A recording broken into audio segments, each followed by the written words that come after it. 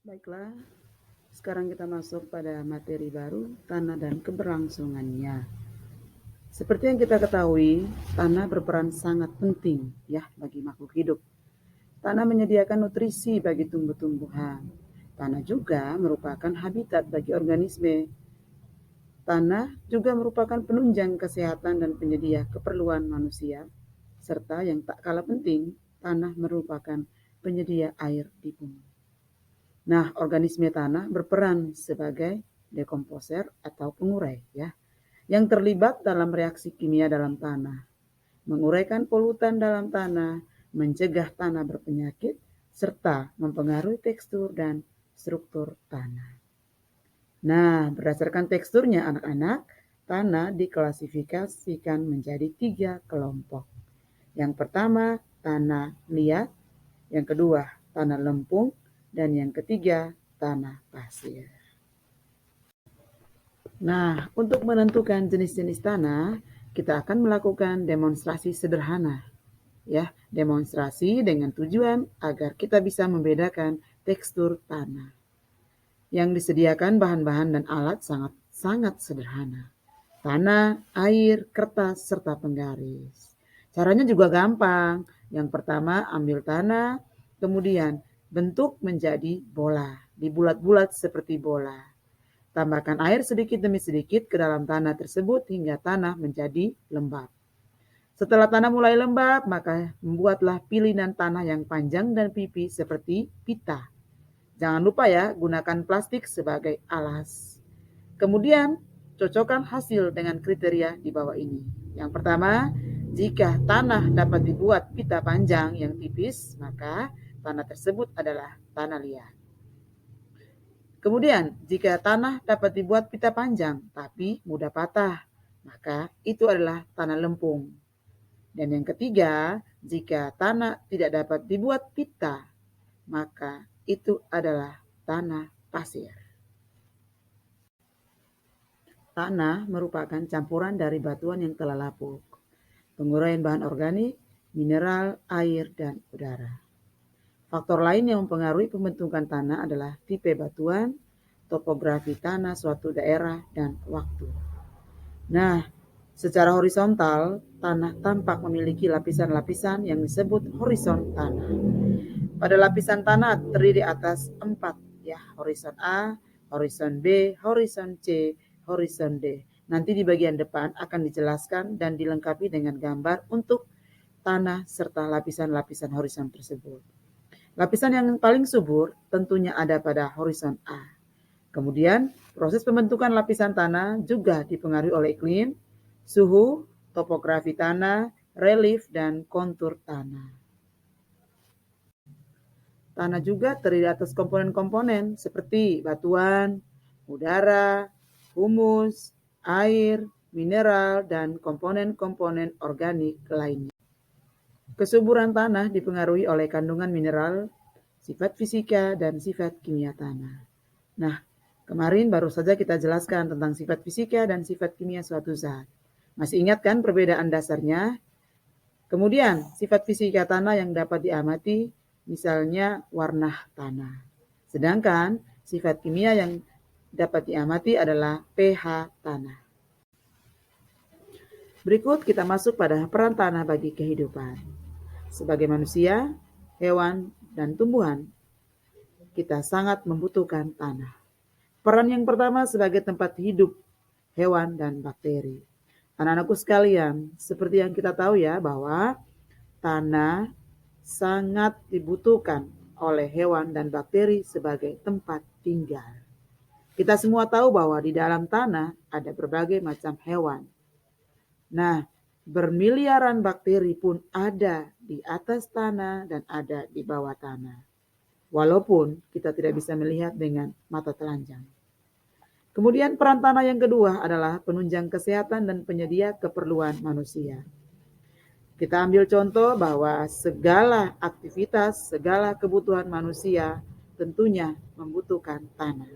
Misalnya saat bermain bola, saat bermain kelereng, kita pasti membutuhkan tanah untuk aktivitas tersebut. Dan aktivitas-aktivitas lainnya yang dilakukan manusia tentunya di atas tanah. Bahkan tanah juga diperlukan manusia untuk membangun rumah, membangun gedung untuk keperluan manusia. Kemudian tanah juga dapat digunakan sebagai bahan kerajinan dan perabotan rumah tangga. Peran yang ketiga, penyedia dan penyaring air. Kita semua tahu bahwa sumber air utama berada di dalam tanah. Walaupun ya ada sumber-sumber air lainnya seperti di danau, sungai, dan laut. Nah, untuk bisa memperoleh air tanah, maka kita biasanya membuat sumur dengan menggali tanah sampai beberapa meter ke bawah untuk mendapatkan air tanah. Kita semua tahu ya tentang sumur.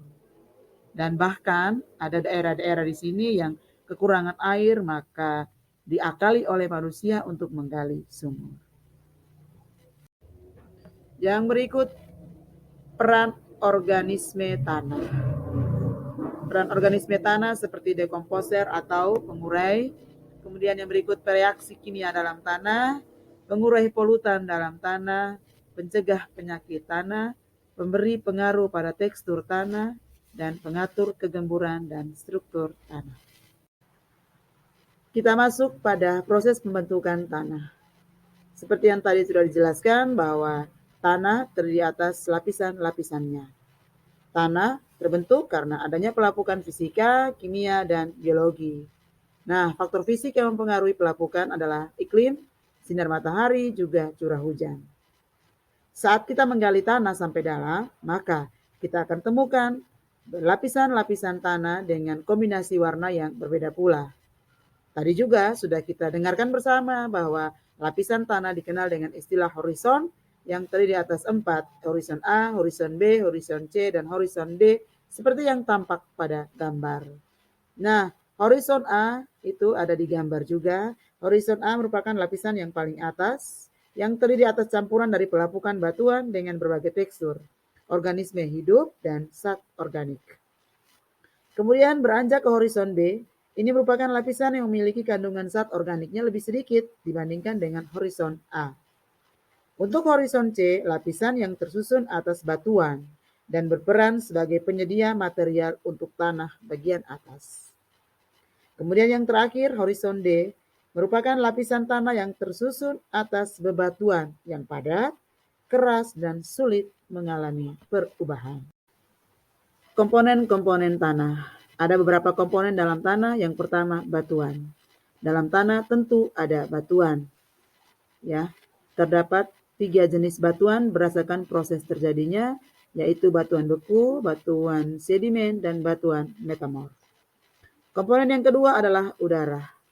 Walaupun tanah berbentuk padat, tetapi di dalam padatan tentu ada rongga. Nah, rongga-rongga tersebut berisikan udara. Komponen yang berikut adalah humus. Humus merupakan komponen organik yang dihasilkan dari proses penguraian hewan atau tumbuhan yang telah mati, daun yang gugur, ataupun kotoran hewan oleh bakteri dan jamur sebagai pengurai.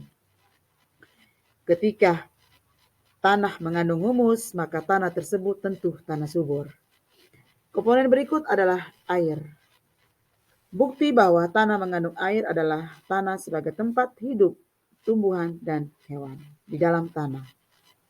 Sebagai makhluk hidup, hewan dan tumbuhan yang hidup tentu memiliki dan membutuhkan air. Membutuhkan tanah yang lembab. Tanah yang lembab membuktikan bahwa di dalam tanah ada air. Kemudian komponen berikut adalah mineral. Tanah dapat berasal dari pelapukan batuan dan kerak bumi. Kerak bumi memiliki ketebalan 10-15 km bahkan lebih. Di dalam kerak bumi banyak terkandung mineral berupa ion-ion positif dan ion-ion negatif. Kemarin di materi partikel penyusun benda kita sudah tahu tentang ion kation sebagai ion positif dan anion sebagai ion negatif. Komponen yang terakhir adalah komponen-komponen organik. Tanah merupakan tempat hidup dari sejumlah makhluk hidup seperti bakteri, jamur, alga, serangga, dan cacing tanah. Organisme tanah menguraikan bahan-bahan yang berasal dari sisa makhluk hidup sehingga menghasilkan material organik di dalam tanah. Bagian terakhir dari tanah adalah upaya menjaga kelestarian tanah. Sebagai manusia, tentu kita harus mampu menjaga kelestarian tanah. Caranya adalah, yang pertama, pengelolaan tanah menggunakan tanaman penutup tanah dan pengelolaan lahan miring untuk mengurangi erosi. Yang kedua, mengurangi penggunaan pupuk kimia. Yang ketiga, pengelolaan tanah yang tepat untuk pertanian monokultur. Dan yang terakhir adalah daur ulang sampah yang sulit terurai.